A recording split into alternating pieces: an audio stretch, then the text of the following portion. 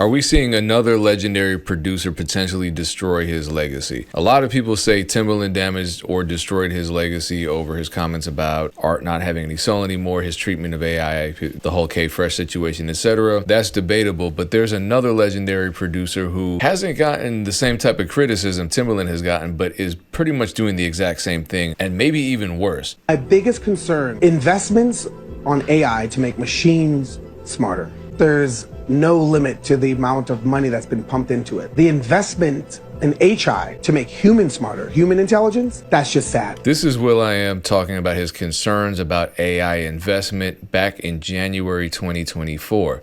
He's concerned that we're investing too much in AI and not enough in humans. And so what did he do? He invested his money in AI. That same year, in music business worldwide, Udio raises $10 million. Now they're worth quite a bit more than that. As this AI comes and renders certain jobs away, and the folks that sat in the lap of luxury are now uncomfortable. Right. The folks that have been struggling this whole time can now use this technology to finally solve the problems that have always been ignored. So this is an awesome time for people from the hood, awesome time for people in favelas, awesome time for people from slums. So now he's changed his tune a little bit and he's saying, well, I'm invested in AI. Yes, it's going to replace quite a few jobs, but this is actually good because one, this is going to make rich people uncomfortable and it's going to empower people from the hood, from the slums, etc. So people who live in abject poverty now have a lot of power because of AI. This is what I mean. This feels more insidious. I'm going to try to take my opinion out of it and just let you draw your own conclusions. I talked about the Senate report that found nearly 100 million American jobs could be destroyed by AI. That's over half of the American workforce. Other estimates could be 300 million full-time jobs globally, maybe a new tech bubble, but let's be honest, who will be affected by the loss of jobs? The way will.i.am framed it, poor people, people who live in the slums will do well because they will now be empowered by AI. And all these incredibly wealthy people out there will be panicking. That doesn't add up because the rich folks own the AI companies. And so if you're a poor person living in the slums, do you have the luxury of time and a ton of technology and equipment to utilize AI on a grand scale to pull your family out of generational poverty? Or are you too busy struggling to pay bills because your already low-paying job just got replaced by AI? Make it make sense. will.i.am also had his Donald Duck is AI moment here. This is AI. That is actually an album cover that was drawn by Matthew Cullen, an actual human. So I feel like will.i.am is just using sneaky language to consider something that obviously and objectively isn't AI, but it represents AI. He's just kind of playing semantic games, in my opinion, to make people think, oh, well, if that's AI and that was years ago, decades ago, well, then AI is not that bad after all. This also went down. This is the future right here. We're not just going to not go to the studio and not sing anything. I mean, it takes the soul out of it. No, you can still go to the studio. It could go to the studio and check out what the machine does. So he knew the whole time and kind of played with it, and it was this funny thing. All the while he's investing his money into this technology that ended up being sued by the very label that the Black Eyed Peas were signed to. Here's the real twist. Udio is effectively gone right now. I mean, the site still exists. You can still log onto it, but you can't download anything. You can't get stems. You can't really use it the way that it was intended to be used because of this UMG partnership that effectively, in my opinion, is going to damage the entire platform irreparably. I don't know how much money will.i.am had invested in Udio, but people are wondering how he feels about it, and I don't believe he's made an official statement. So I brought this up on the podcast to talk in depth about what we think is going to happen with Udio and what the deal involves. Check it out. Someone told me that Udio was down. I click on it, and here's this message from the CEO of Udio talking about their historic partnership with UMG. We knew this was coming.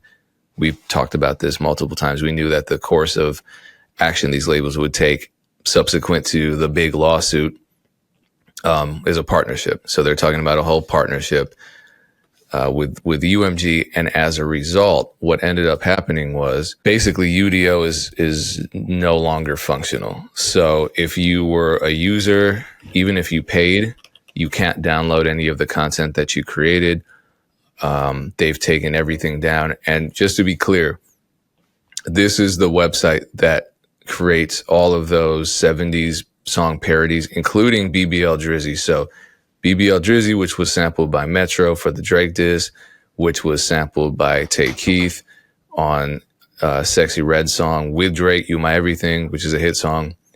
That's the site that created they I feel like compared to Suno, they're the ones that make the kind of lower quality but more vintage sounding tracks. And so in my opinion, they sounded better, or at very least realer. So users are mad.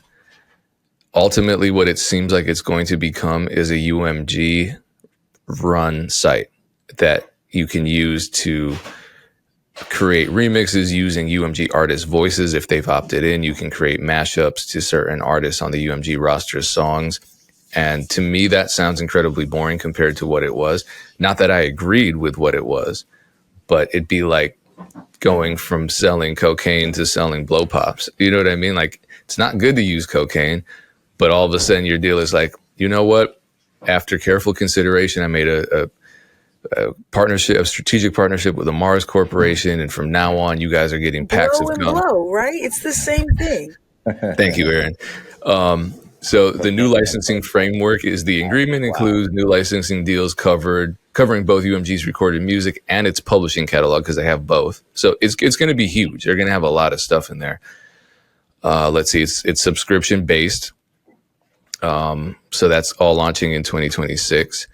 It says this is important. The generative AI technology will be trained exclusively on authorized and licensed music. So from UMG. So I'm guessing they got a good deal with UMG where UMG dropped the lawsuit, and likely if UMG drops the lawsuit, maybe the other labels are going to drop the lawsuit. Who knows what kind of money we're talking here? I'm sure Udio CEO was like, I don't want to keep fighting a multi-billion-dollar company. Let's just capitulate. We've made our money.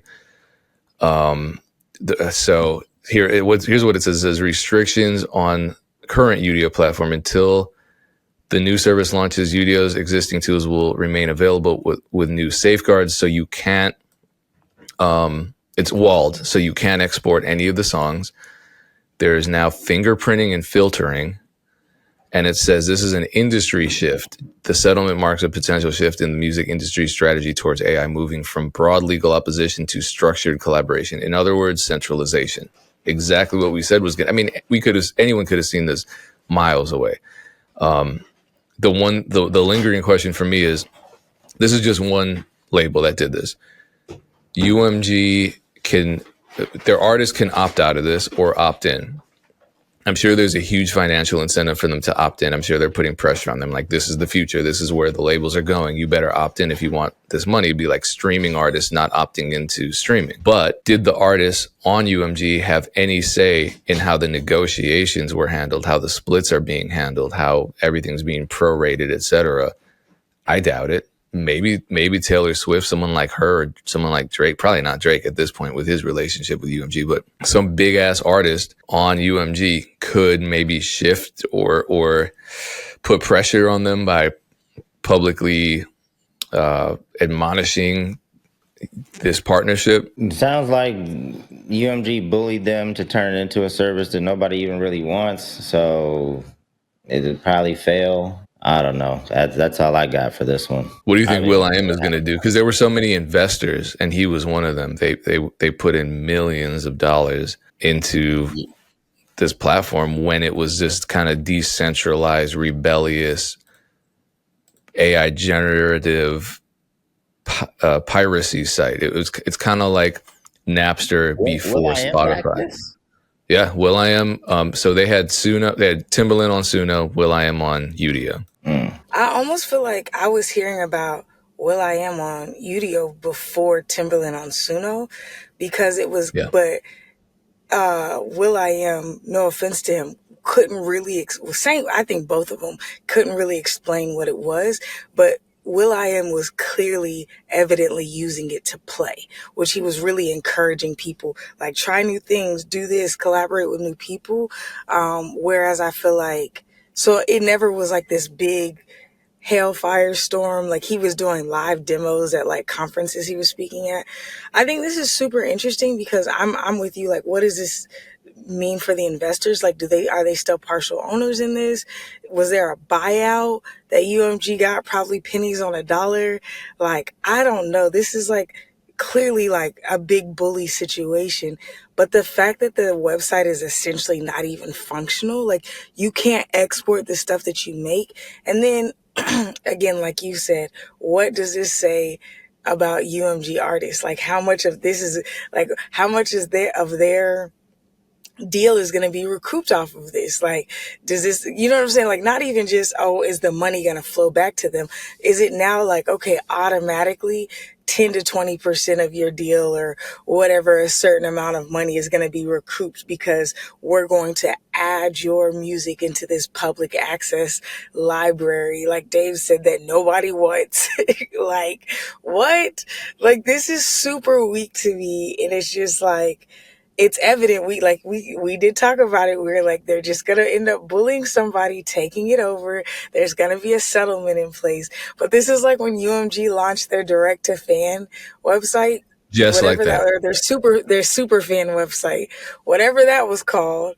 I don't know what happened to that, but they spent all that time promoting it. Remember, I was getting ads for that joint. Like, I feel like as soon as I clicked on the one article about it, I was getting ads for like 3 months and then I never saw it again. So I don't know. It's just very interesting to me. I feel like they're going to just try to end up suing everybody who is making something that they can't make themselves so that they can just, or they're just going to try to keep acquiring it. Like, I'm assuming that, like Mag from Even has been offered to be acquired multiple times from these major labels, but it's like his value proposition is way higher than they could even understand. So it's just like, and he's working with them. So it's almost like, well, we can't consider him the enemy if he's working with us. But I don't know. I think this is very bizarre. I think it's super strange to me, especially because it's like, it's one thing if it was a seamless acquisition, but you shut the whole thing down, disrupted its flow, and now you expect people to come back and build a membership when you've now disrupted their trust with you. So I hate it. I think it's terrible. Yeah, that you got to figure that that's going to kill because people are mad. If you check Reddit, people are upset. They're like, I paid for this service and then they just abruptly shut it down.